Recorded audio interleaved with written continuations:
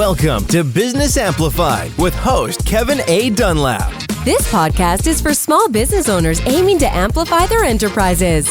Explore strategies to play a bigger game by becoming an author, public speaker, podcast host, or expanding your brand in other ways. Elevate your business on Business Amplified. Hello, everybody. This is Kevin Dunlap with Business Amplified, and welcome to our show. Today we have a wonderful woman I've had some great conversations with. I can't wait to have this interview. Her name is Asha Mankowska. Hopefully I said that correctly. She'll correct me, obviously, if I was wrong. So anyway, without any further ado, Asha, welcome to our show. Hello, Kevin. Thank you so much for having me. It's a pleasure to converse with you today. Same here. And I do know that we were talking in our pre-interview that you've got a new website coming up, or maybe you just launched, you've got a podcast, you've got a whole bunch of other things. Before we get into what those are, tell us a little bit about yourself. Who are you? What is it you do? And why is it that you do it? Yes, that's all the important questions, right? So in a very quick, in a nutshell, believe or not, I have a pleasure to be recognized by Forbes magazine as one of the top business mentors in US, and with over 17 plus years of experience. I don't even want to remember. That's a long time. Yeah, I know. Although, my initial education is master's in PR, journalism, and being an attorney. But I quickly understood that that's not my mission or passion in life. And I became a business owner. So first and foremost, I am really a business owner. And then executive business leadership, high performance mentor or consultant, right? I also have a pleasure to be a sales in corporate training, best-selling author, and I am a keynote speaker at many prestigious universities like Harvard or Yale. And what I'm doing, my clients, they want to focus on increasing three things: profits, performance, and sales, right? So I help them create their own multi-million-dollar businesses or companies that really fit their passion to have personal, financial, professional, or time freedom. So it's really perfect for those B2B and B2C that want to become, or they already are, 7 or 8 figure entrepreneurs who seek better sales, revenue systems for more predictability, profitability, and obviously scalability in any economy, especially right now, right? And let's say, who is my ideal client? Also, my fellow business coaches, consultants, mentors, online trainers, but sales specialists, anyone that really excel or wants to excel even more in sales or professional services, for instance, insurance, CPAs, my fellow attorneys, doctors, physicians, chiropractors, hypnotherapy masters. You can really have an endless list, but also companies that do constructions, plumbing, tree cutting, medical spas, acupuncture spas, hotels, all kinds of corporations, right? So my goal is really straightforward, and with my experience and many mistakes, obviously, that I made by myself, it really helped me develop skills that it allows me to educate business owners, corporations, executives quickly and effectively, so they can successfully apply all the strategies and grow their business to maximum capacity or at the level they want it to be. So that in a very big nutshell, trust me. Yeah. So what do you think is the biggest problem that people have? When they're trying to scale the business. What's the probably the most common thing that you see? What I haven't mentioned, one of my websites that I recently launched at the beginning of the year is acceleratedprofitsmasters.com, right? And that is exactly the main challenge of all my clients. So just to give you an example, they can come to me with issues like, okay, we have a leadership issues, we have a lack of high sales conversion, or maybe lack of leads in the first place, or the leads flow is not predictable. They have a low employee engagement, and so they don't know how to grow, scale, probably also sell, because that's exactly where they at. But in the end of the day, the biggest challenge, it's not the revenue, because people can make millions and millions, but it's actually the low profitability in their business. Because as we know, we can say, oh my goodness, my company made 10 million, 15 million this year. That's revenue. And revenue will always feed our ego. But profits feeding our family and actually our business. Because only thanks to profits, we can reinvest, we can, pay ourselves as well at the level we really want. We can reinvest into business. We can put in place systems or hire much better professionals to represent us or help us build this business. So I will say profitability, number one. And number two, I work with so many brilliant business owners. One of their weakness is that they think they have to do everything, wear so many hats. They do everything so perfect. So they have such a hard time in delegating, right? But this, what happens, they becoming their own business bottleneck.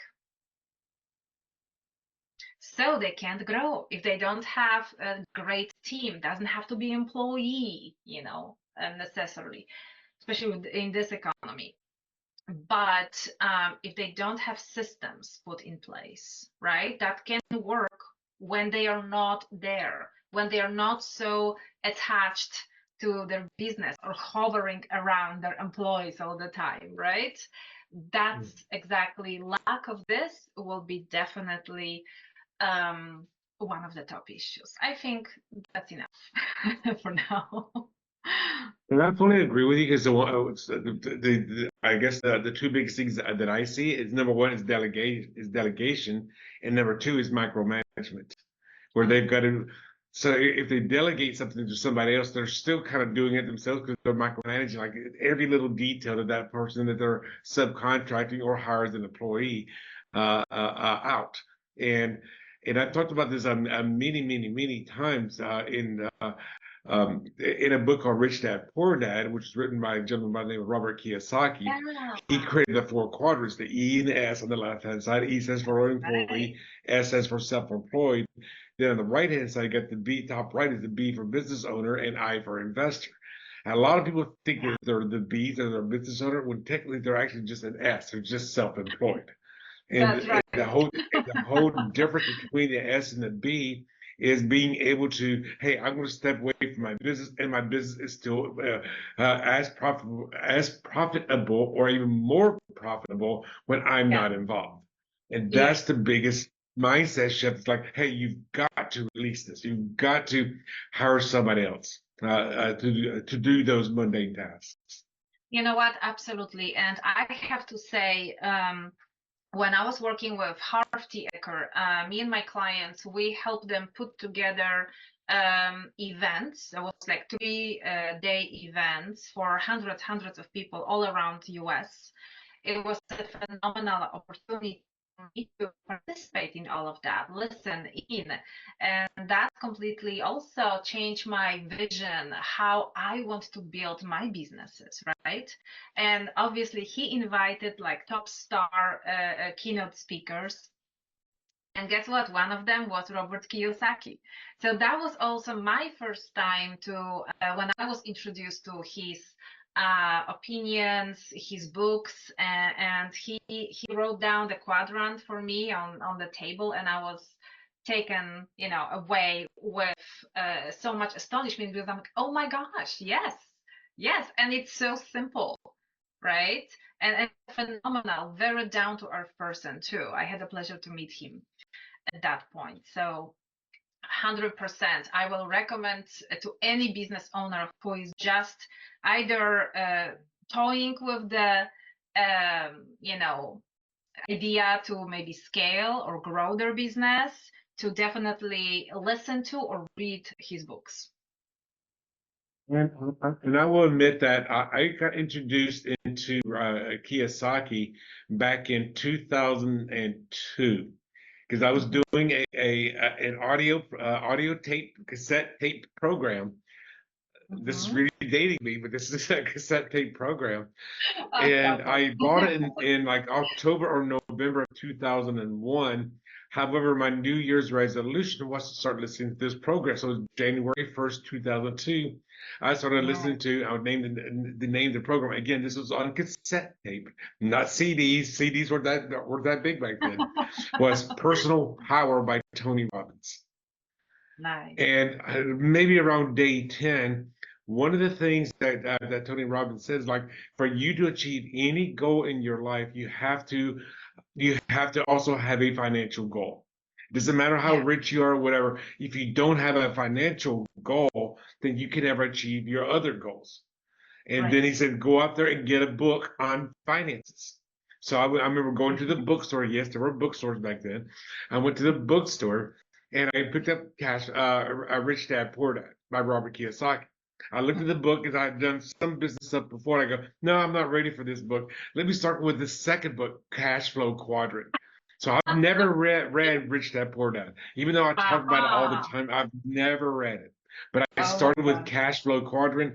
Then his third book in that series was Own Your Own Corporation. Those are his first three books that he came out with.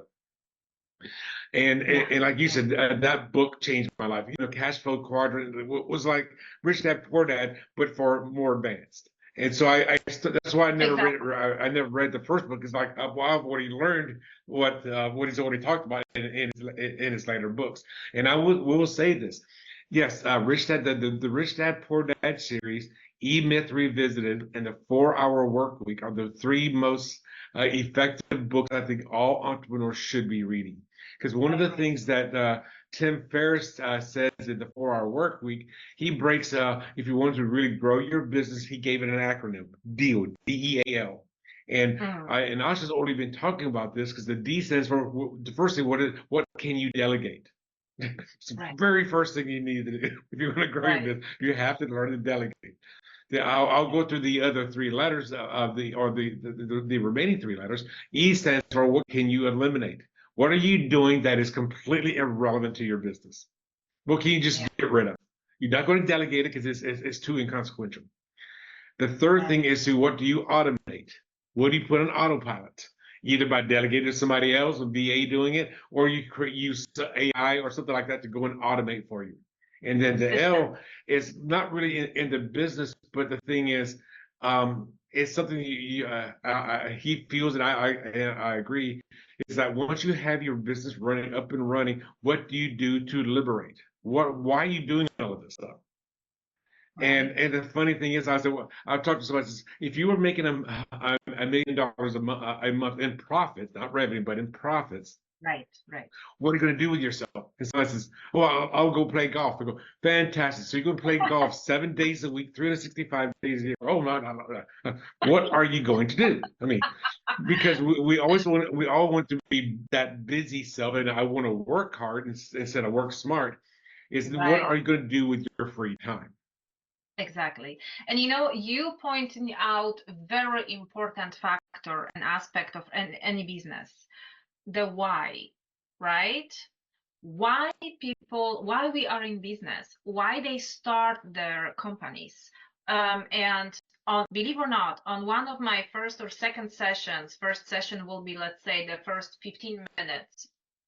I call this our opportunity call, when we can get acquainted with my client and see where we can go from there. And then we can dive in their business in the next 45 minutes when we schedule after that. But one of my first questions is, can you please share with me, why are you doing what are you doing, right? What is your ideal picture vision of your life, your business, your private life, your finances, your spirituality, your physical health? Walk me through it, because only then I can learn where they really want to be, what the really why is. Because believe or not, sometimes business owners, they forget what their why is, why they've created this business in the first place. Because like you said, in the US, we have such a run, or such a goal and focus to be busy, busy, busy, right? But why are we doing it? This is one of the most important factors. Otherwise, we will get burned out. And you can even achieve all the goals, $1 million in profits, like you said, for instance, if that's someone's goal, right? Or more. But then why are you doing it? What are you going to do with all of that, with your life? What's the purpose? What's the mission? And I think when people actually face that again, it's really, that's when the breakthrough in their business, in their mind, will start. Wouldn't you agree? I would agree with that, yes, but a lot of times I think a lot of people's whys are very superficial, and you got to dig a lot deeper. If I said, Oh, yeah. somebody says, "This is my why," and most of the time I go, "So BS." No, what is your real why? No, I want Exactly. you to dig deep. No, what is it? Because this is your why is what's going to motivate you. Now, I'm sure Asha's have heard of something called a SMART goal. No, it Yeah. has to be specific, measurable, attainable, relevant, or risky, and it has to be time Right. consuming. In my second book, and even more so in my fourth book, I said SMART goals are don't work. They don't work. They have to be what I call a SMART goal. Mm-hmm. SMARTY. Say again, for specific, measurable, Right. attainable, risky, meaning you have to do something different, has to be relevant, has to be a time involved. However, the last letter, the Y letter, it stands for what is your why? Why are you doing this? Right. And if you have a business without a strong why, if you have a goal without a strong why, it is just a pipe dream. And I've lived that. So because I remember we were I was volunteer staffing a personal growth class, not like what T. Harv Eker taught, through Peak Potentials at the time that he owned it. Right. It was through another company, and his staffers were together. And remember, this one guy said, "Hey, I want to be able to wear my wedding ring not on my pinky finger, but on my ring finger." And his wife was sitting there next to him. He goes, "Because I want to wear my ring on the proper finger, because he gained so much weight." And I looked at him and said, and "This is somebody that most people are respected." And I looked at him straight in the eye and goes, "That's BS. What's your real reason?" And he was like what? I mean, when his wife sitting right next to him, like he showed the big romantic gesture, and then he ended up saying the real reason I wanted to do this because I want to see my kids who are in middle school and high school graduate college and get married.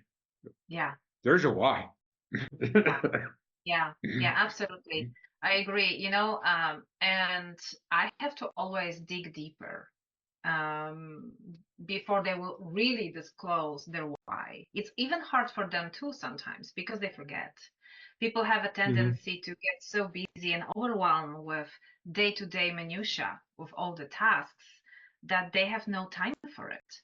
And I remember when back in the days, I had a pleasure to write a book with Brian Tracy, which was called Ignite Your Life, and that became a best-selling book in sales and marketing category. So that was perfect for me since that's my top interest. But I remember he wrote beautifully about the why. And I also wrote about branding, but also the why is important, because if we know our why, the how that we all worry about will really show up. And if the Mhm. why is strong enough, the how will never be difficult, because we're so committed to the why, right? So, Absolutely. and I think the commitment, the level of commitment, because I remember there was like 3 level of commitments, First one, oh, I do if it's convenient. Yeah, my number 1 commitment. Number 2 is I will do it when I have to. I do, what's necessary, right? Or the minimum, what I have to really do. Okay, that second level of commitment, it's better, but it's not enough yet, right? The third level of commitment is definitely I'll do everything, whatever it takes, right? So this level of commitment obviously has to be done with integrity and based on your virtues and values, but that's what people are lacking sometimes, because we want it all. We have all the goals, like you said, smart goals that really don't work. But the thing is, what are you able to commit to achieve those goals, right? What are you Mhm. able to do in day to day to get you closer to your goals? For instance, I know that for my clients, when we talk about at the beginning, oh, they have amazing bigger goals, but what they made of really comes out not even in the first 3 months, right?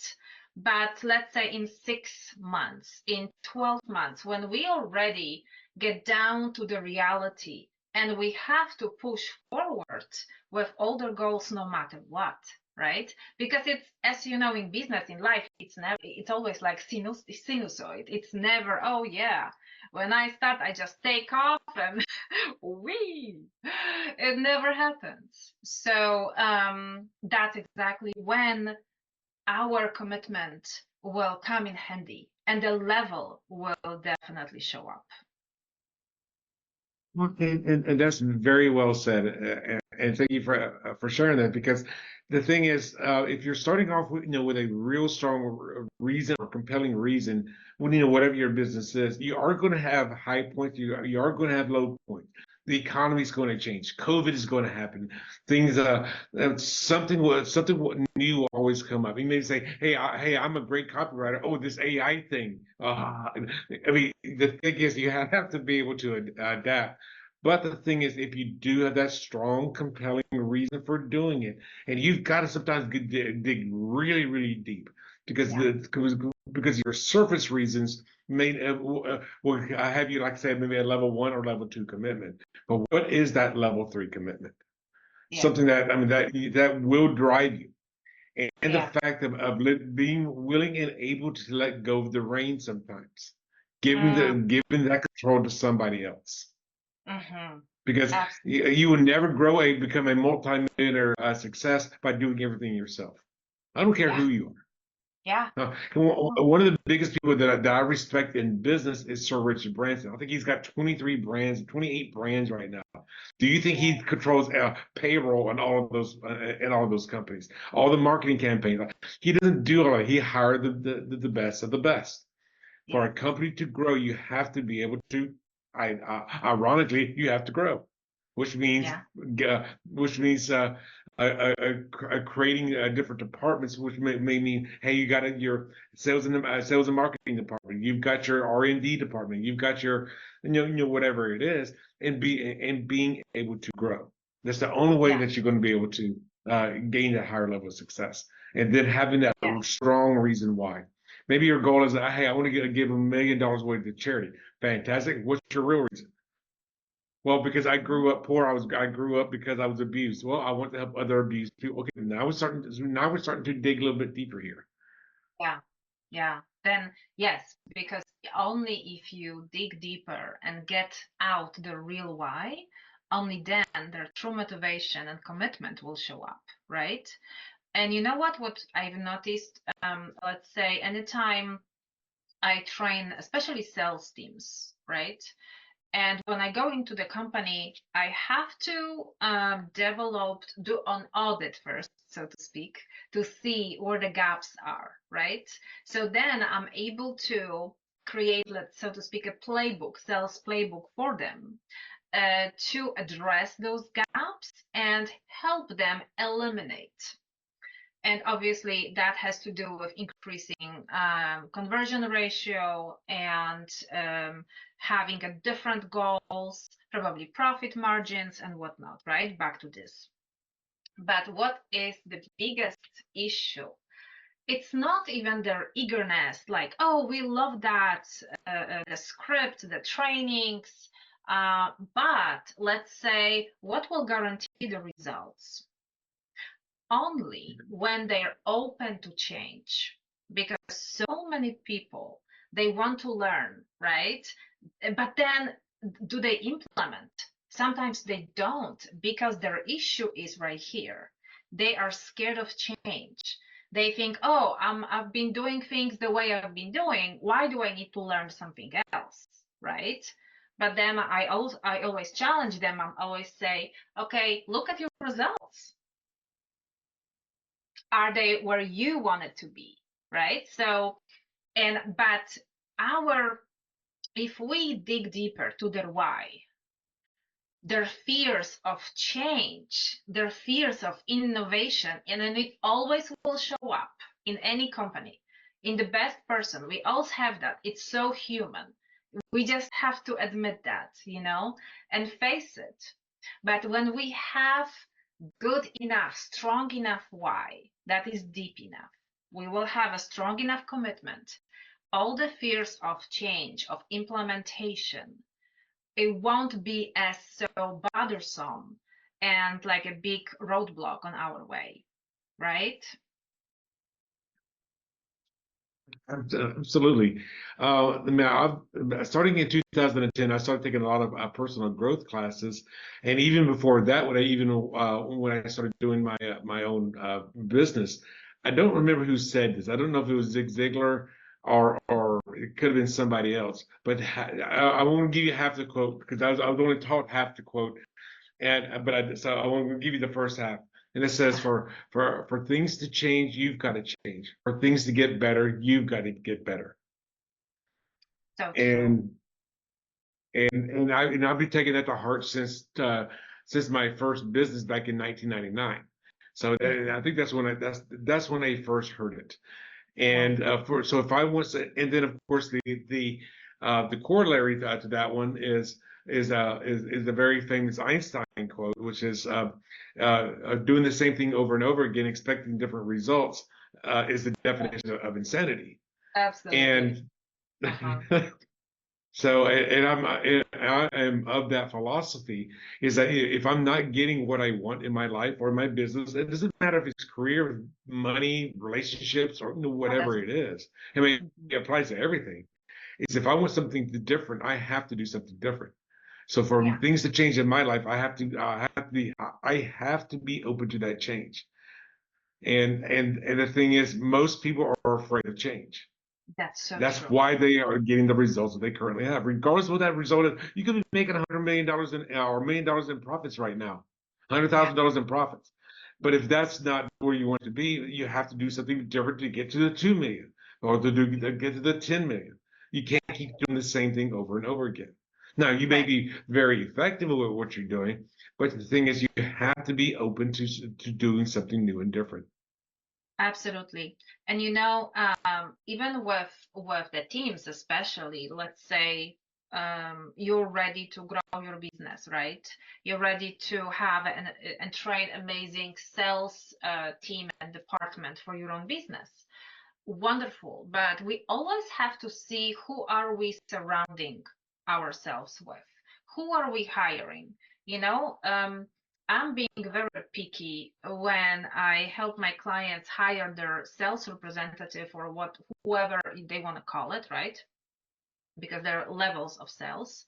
But because then I have to train them, So I will be expected to deliver results with them, right? So not only, okay, I hire, they look good on paper, and that's it. Well, no, because we need to see one bad apple, so to speak, one apple, one person that will be so behind, too much afraid of change, right? Not implementing, can really cut the wings of the culture that is inside of your new company, young company, growing, established already company. So that's what we also have to take a look at, your company as the holistic view, the holistic body.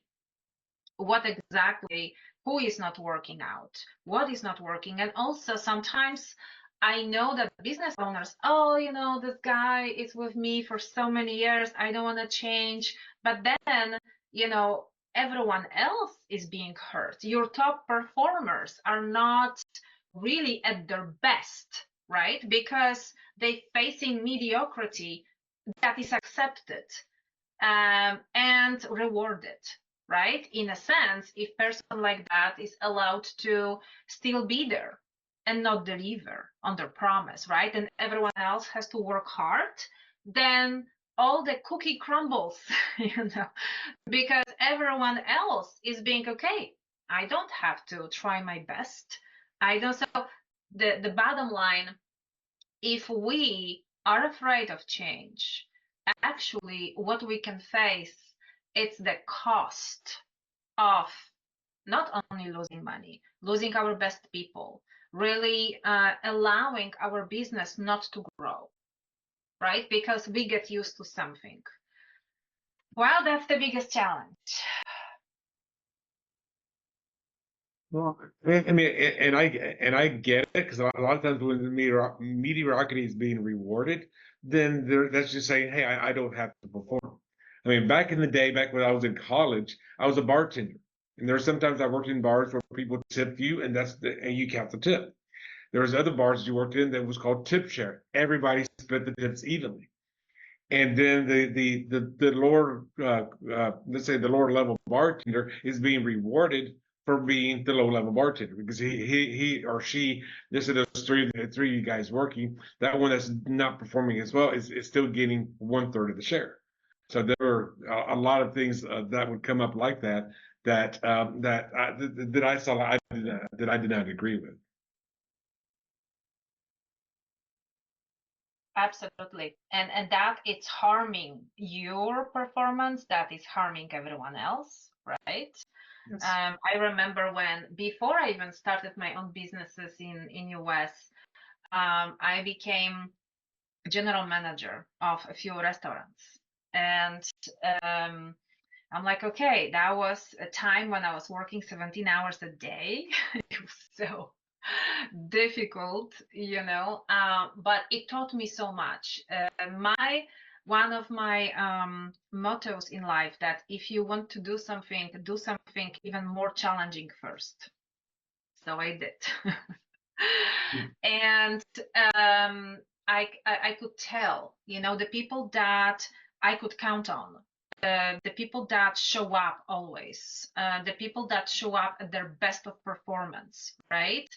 I had to be so protective over them too, because if there was a person that was allowed to, show a lack of commitment, lack of performance, and was accepted by the owners, I have to face them too. I have to say, okay, that's not right. Because if you want to lose the rest of the team, or you want, your business go down, your reputation, which is everything that you have, right? Especially in a restaurant business. Our reputation, our branding and positioning is the key to first, communicating to our clients what exactly we offer, how they can count on us, what can change if they come to us, but also delivering on their promise, So let's say when they come into the restaurant expecting a great culinary experience and maybe receive like half experience, so would they come back? No, they won't. So from A to Z, right? I call this when I work with my clients, I talk about client journey. Client's journey, it doesn't stop when the sale is made, right? Client's journey just begins right now. So that's why we deal sometimes with buyer's remorse if the promise is not delivered on, right? So that's why every single step of the client's journey is so important in a business, in a company, because really what we really want, which is more troublesome and expensive, getting a new client acquisition, right? Or retention. Retention is always the most efficient, cost-effective, either with engaged, right, with engaged clients or engaged team members. It applies to both. Right, but it's only when we deliver on our promise, right? Only when clients really see that we care for them and that they're getting the results that they want, right? For instance, it's a huge difference. I remember we hired a few people to, let's say, to the company, and they've never were selling this type of product. They were good in sales, but maybe like for 5,000 or, so like lower ticket, so to speak, right? And I think that was B2B. And they had to sell much more to really showcase that they are a good investment for the business owner, for them to trust. So I remember how really proud some of them were when the first sale, they hit like 200,000, and they only sold in like maybe 5,000 at the most in their previous jobs. So the jump was huge, but when people see results, then they're more open, then they trust more, right? Or let's say when working with Asha or working with Kevin, our clients see their profitability increasing. Let's say not only they reach the yearly goal, but they will get 1 more million on top of that, cherry on the top, right? Would that client be happy and will definitely start implementing everything with high energy, with trust that it works, right? Even if it's going to be very innovative and will change a lot in their business? Probably yes. Because they can see the results. And I will say, oh my God, I want to work with Kevin. Oh my God, I want to work with Asha. I want to continue that experience because I can really see all the results that were promised to me and more. Well, thank you for sharing that. Now, tell us a little bit about some of your courses that you are about to release, that you have released, or that maybe that you're currently releasing. Could you tell us a little bit about that? Absolutely. So first and foremost, I would love to invite you all to my accelerated profits masters.com, and on homepage you will have you can click on the button of free training over there, and that will give you first and foremost a free business training, how to increase your profitability, how to really challenge you with your finances, with your goals.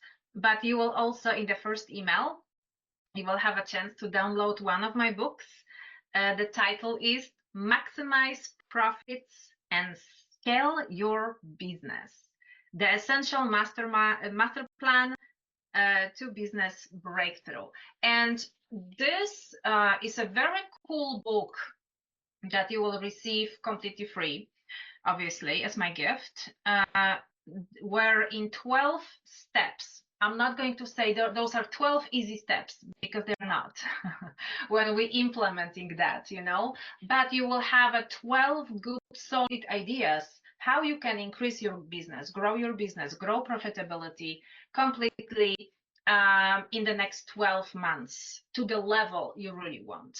Then I will definitely invite you to schedule our opportunity call. It's right there as well, the invitation on acceleratedprofitsmasters.com homepage. And I'm looking forward to connecting with you. See you on my LinkedIn, on my Facebook. I know that all the links will be provided for you as well.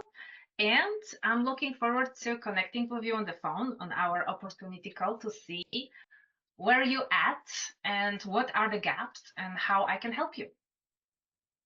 Who would you say is your ideal client? At what level of business? So I know you. I know we've talked before, because I tend to work more with the startups and the early stage. You tend to work with people who are the early to mid stage and goes above that. But so how can somebody who's maybe listening to this podcast or watching us on YouTube, how can they possibly even pre-qualify themselves? Absolutely. You know what? Actually, on my website, I also have like a marketing tool that quiz that you can take and see where you at, with everything, and see where you need some help. So definitely, I would love you to do that and pre-qualify yourself. Am I being a great, ideal client for Asha? But in the end of the day, I want to invite definitely, I will say mid-level business that is ready to grow, to scale, that is ready to really build a business, have systems in place, right? And most of all, definitely increase not only revenue, but profitability, profits, because only that's how you can invest back in yourself, in your business, in your growth, right? So if you're there, if you are ready in your mind, I want to scale, I just don't know how. I want to grow my business, I just don't know how yet. What are the next steps? What is the roadmap? I'm here for you. Well, and going back to what I said earlier, and Asha is a perfect example for this.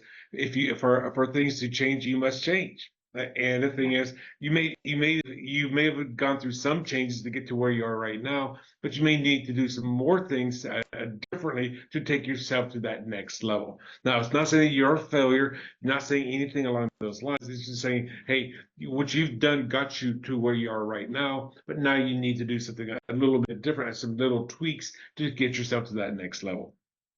Absolutely. I love what you just said, and I have to tell you that my most successful clients, what they do constantly, and myself involved, right? I have to do what I preach, listen to my own advice, in other words. They constantly optimize. We constantly optimize their lead generation, their sales, their programs, their conversion, everything, business model.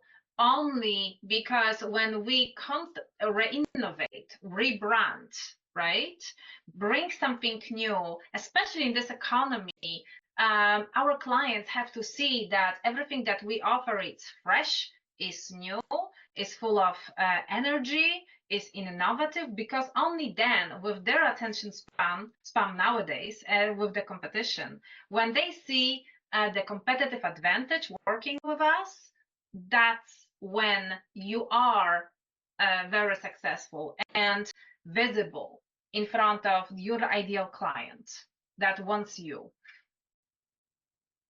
So what's the best way for them to contact you? Is it through your acceleratedprofitsmasters.com website, or is it through a different way?